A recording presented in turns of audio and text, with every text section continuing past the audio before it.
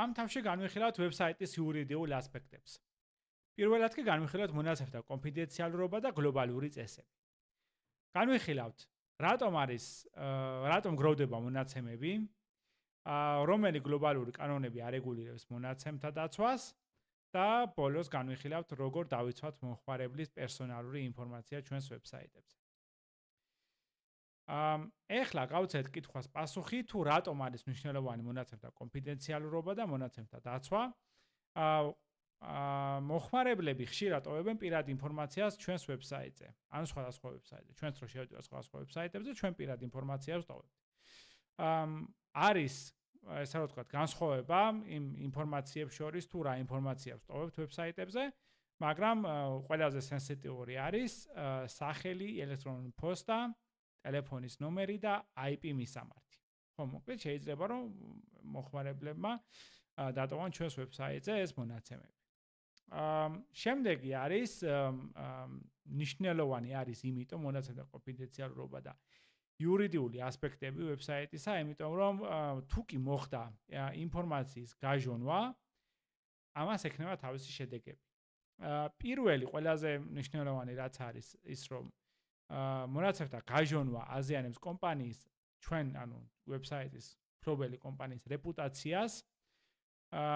შემდეგი რისკი არის ის რომ შეიძლება დავჯარიმდეთ როგორც კომპანია, იმიტომ რომ ჩვენი მონაცემები, ჩვენ ვებსაიტზე არსებული მომხმარებლების მონაცემები გაჟონა და მესამე არის სამართლებრივი სანქციები, რომლებიც შეიძლება დაეკისროს კომპანიებს თუ კი პირადმა ესე რომ ვთქვათ მონაცემებმა გაჟონა.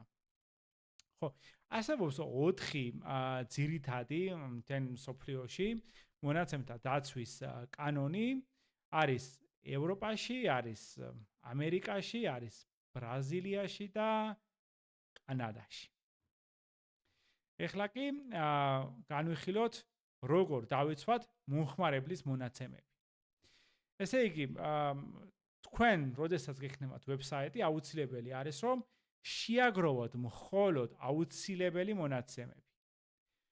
შეინახეთ მხოლოდ ის ინფორმაცია, რაც მართლა საჭიროა და არ იყოს გადატვირთული მოკლედ ის მონაცემების შეგროვება, რომლებსაც მომხმარებლები ჩვენს ვებსაიტებზე ტოვებენ. შემდეგ მნიშვნელოვანი არის დაშიფვრის გამოყენება, რომელიც ჩვენ განვიხილეთ წინა თავში და ესე იგი მონაცემები უნდა იყოს დაშიფრული და ამ დაშიფრით ხდება მონაცემების დაცულობაც. მომხმარებლებს უნდა ჰქონდეთ წაშლის და რედაქტირების უფლება, როგორც თავიანთი აკაუნთის, ასევე თავიანთი დაწერილი ან განთავსებული ვებსაიტზე განთავსებული ინფორმაციისა. და მნიშვნელოვანი არის ასევე, რომ ყოველთვის უნდა ვამცნობოთ მომხმარებლებს, როგორ გამოვიყენებთ ჩვენ ამ ინფორმაციას. არის პრაქტიკები, როდესაც ვებსაიტი, ჩვენ როდესაც ვებსაიტი გვაქვს, ამ ინფორმაციას ვიყენებთ მხოლოდ საკუთარი სერვისების გასაფართოვებლად და გასავითარებლად, ან და ყიდით მოკლედ ამ პირად ინფორმაციას, მომხმარებლების პირად ინფორმაციას, რომლებიც საკმაოდ დიდ კომპანიების ესე რომ ვთქვათ, პრაქტიკაში უკვე დაფიქსირდა, რაც ძალიან ცუდი არის.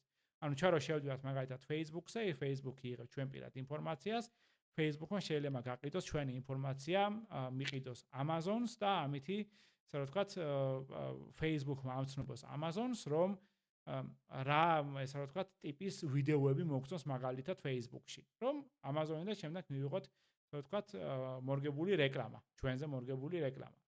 ხო, ეს ჩვენ, როდესაც შევდივართ სიტყვაზე ვთქვათ Facebook-ზე, უნდა ვიცოდეთ, რომ იქ Facebook-ში განთავსებული ინფორმაცია, ჩვენი პირადი ინფორმაცია შეიძლება Facebook-მა გაყიდოს, მიყიდოს სხვა კომპანიას. ხო. ესე იგი, როდესაც ჩვენ ვებსაიტი გვაქვს და თუ ვყიდით ესე ვთქვათ ამ მონაცემებს და ვაძლევთ მესამე პირს, ამ შემთხვევაში უნდა ვამცრობოთ ესე იგი მომხმარებლებს თუ მათი მონაცემები როგორ დამუშავდება ჩვენ მიერ.